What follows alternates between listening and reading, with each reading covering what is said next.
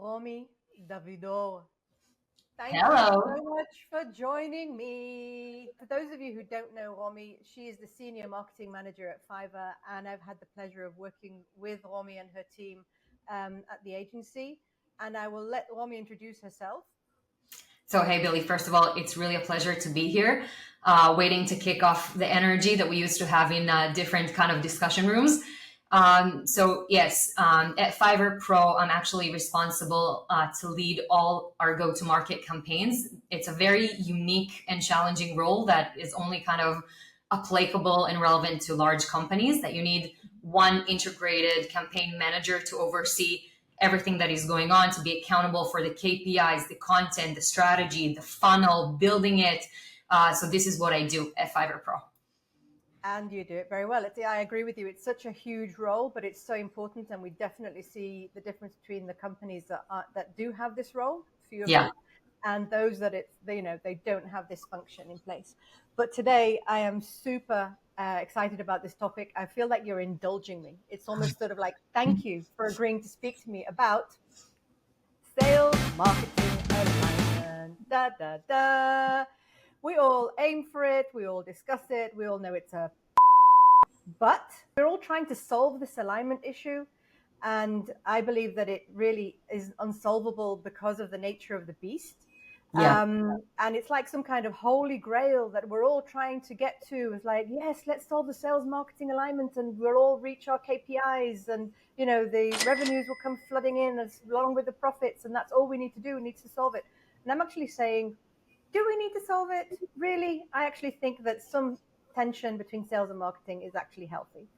I totally agree. And I think I phrase it to solve the collaboration, and it's not solve this entire kind of, as you said, holy grail of, a relationship, because the tension is important. We're measured on different things. We're different personas inherently, marketers and salespeople. We're different, and it's fine and it's important. And, it really brings me back. And I was contemplating on this, like before getting on a call today, that my former CEO, Shachar, I came to him very frustrated in my very first day at Fiverr. The sales are not doing this, and they're not updating the CRM, and they're not listening to, and they're not reading my emails, and they're not. And he told me, you know what, Romi? And he actually said it. He's saying, like, stop whining or stop bitching. He did.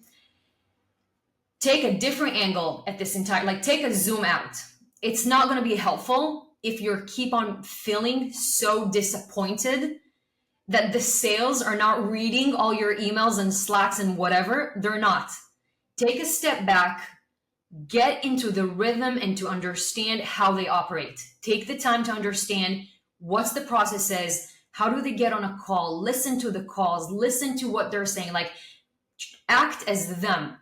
Once you're there, you'll be much more relevant to actually have a conversation and understand how you're building, the collaboration with the team that you really need to understand how you're working with. So that was a very kind of interesting turning point in my perspective on this relationship building that I had. And thank you, Shahal, for slapping my face with it. And it was helpful. And I took that conversation with me until today. So I think the tension is important.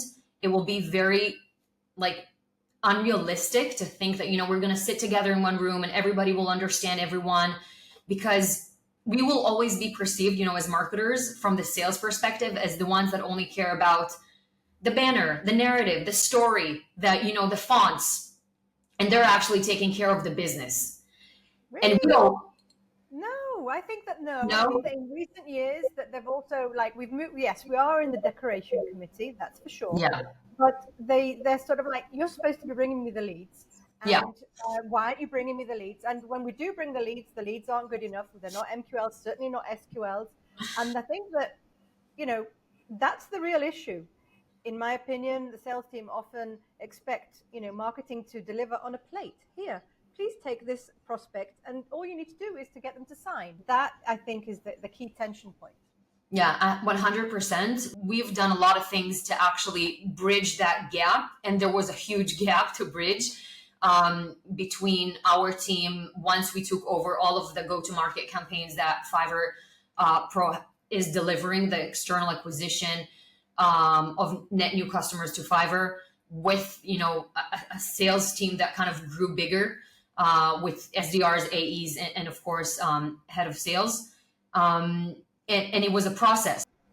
So let's take a step back a minute. You mentioned something super important, super interesting, that you had to sort of like change your frame, like your mindset of, no, you're not just Romi the marketer sending out the emails and being ignored. Shachar, your previous boss, basically said, getting to the frame of mind of the sales team. Try to understand why they're not reading Romi's super interesting and super important email, and why they're ignoring, the messaging that's been sent out. What did you discover? What was the root cause of that? Yeah, so I think was the number one thing to understand, what is the sales team measured on? It sounds very basic, but I feel not a lot of marketers that work closely with the sales actually understand what's their process of, the caps that they have, the KPIs that they have, like the calls they need to reach, the MQLs, the SQ, like what are they measured on? What do they need to reach at the end of each quarter? That's number one. That's like very basic. The second thing was to get on calls. Look at the emails. Look as a marketer how your SDRs are writing emails. Is the messaging okay? Are you okay with what they're writing? Maybe you need to steer it a bit. Maybe people are not answering because you see kind of a pattern. You have no transparency to that if you're not taking yourself into that and really kind of saying, okay, let's kind of dig into that. So these are my own lessons learned and my recommendations to any marketer that is working closely with the sales team. Take a moment and do that.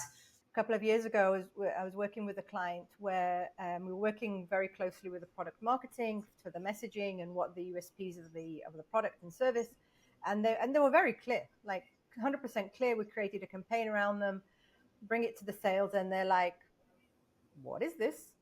And we're like, we're talking about pain points, we're talking about USPs, how, and they're like, "Great, but our clients are not actually talking about that." And we're like, "But that's what product marketing told us that is the issue." And they're like, "Hey, when was the last time you got on a client call?" So that's exactly sort of like, but the problem was that product marketing wasn't actually getting onto the client calls. The product marketing wasn't speaking to the customer success people. What they thought was the pain point that their, USP was solving was okay, but it wasn't like the burning issue that the product was being used for. So that was like, back to the drawing board. And now it's like, okay, people, we're going to solve this with all of us being in a room together and agreeing what are the key pain points that we're solving and how we're solving them. And we basically wasted a ton of time in the process. And it was a really valuable lesson learned, basically. I wanted to talk to you about something that really angers marketers and has not been solved. We have the glorious campaign plan. We know what channels we're going to be putting our ads on and the content, and we have the whole lead to SQL nurture thing going with which banners, which content, which, the whole ping pong effect from the different channels. It's all mapped out. It's beautiful, in fact. And then we know exactly when the SDRs are going to be picking up the phone or sending out that email in order to try and get a demo, right? To seal a demo. And then lo and behold, suddenly you realize that out of a, let's say, 6 or 7 step process, the SDR or the VP sales has decided that they're actually going to skip the process because they really are short on quota. They're really, well behind. It's Q4 and they really need to get in there. And they decide to pick up the phone after the first touch point. How annoying is that? And how often does that happen? And what the heck do we do with it? I think it works very differently at different companies, and it really depends on the structure. And, in some companies, even the SDRs are under marketing and not under sales. So that's like another conversation or another kind of structure that we see in different companies. I must say that over at Fiverr and, back in the days when we were, startup and, integrated into Fiverr and all that process, that wasn't a huge issue of skipping steps and just like they're doing whatever the hell they want. This is not, which is great, but different issues, replying to emails not like with the template or not with kind of the narrative that we wanted, and taking the reins on whatever they like, writing whatever they want. That's one.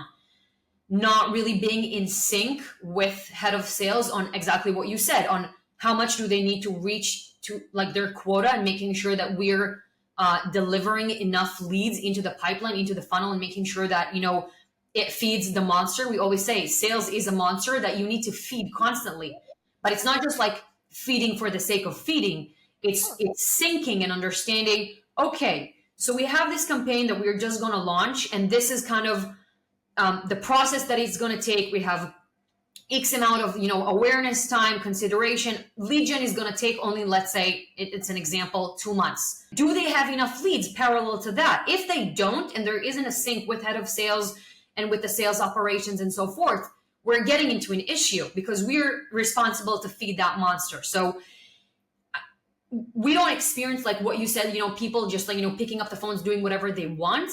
We did need to do a lot of work on syncing, on saying, okay, this is a quarter. What do we have for sales?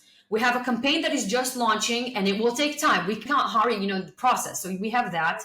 We have kind of an evergreen campaign with a different ICP that's feeding X amount of leads a month. That's great. And they need that. So we're not shutting that down, because we still need that.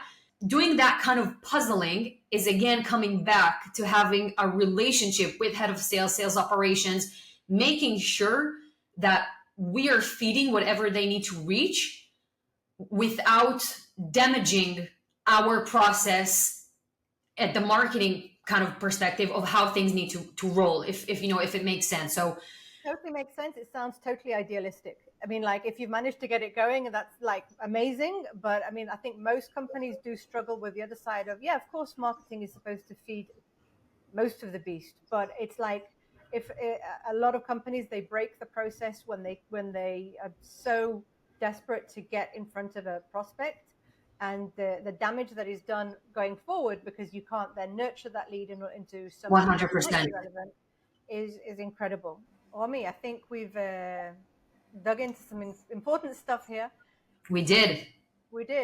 Closing words, give it to me.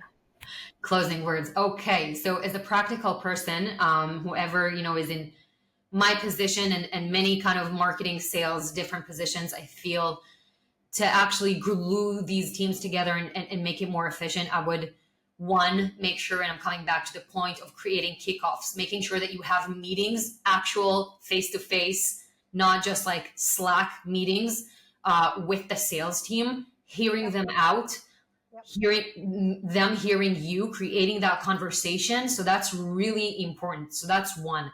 Two, this is something that we did. We have a dedicated Slack channel per campaign, which is very useful. All the stakeholders are there. Any updates, any things that are going on, I'm responsible to update them. I cannot expect them to remember that in 3 weeks, we're starting lead generation. Why? Like, update, hey everyone, this is the messaging. Literally send them the ads. Make sure that they're connected to the ad, that a person will click and get on a call with them. Have the thread lay out for them. I don't see it as like, feeding with a silver spoon. I see it is actually promoting my own needs and KPIs for this. So this is kind of, don't look at it this way, and really make sure they have all the information. And third, and this is what we talked about, find the person that you have that relationship with to build this as the most incredible machine that you can have. There's always going to be conflict. There's always going to be pushbacks. There's always going to be not enough leads. There's always going to be things that, each side will say to the other. Find a person, and if it's more than one, that's amazing, to actually build with you that relationship, and do whatever, that is needed to make it work. Yalla, we can do this. Yalla. Thank you so much for joining me. Super informative. I love learning from you, from your experiences.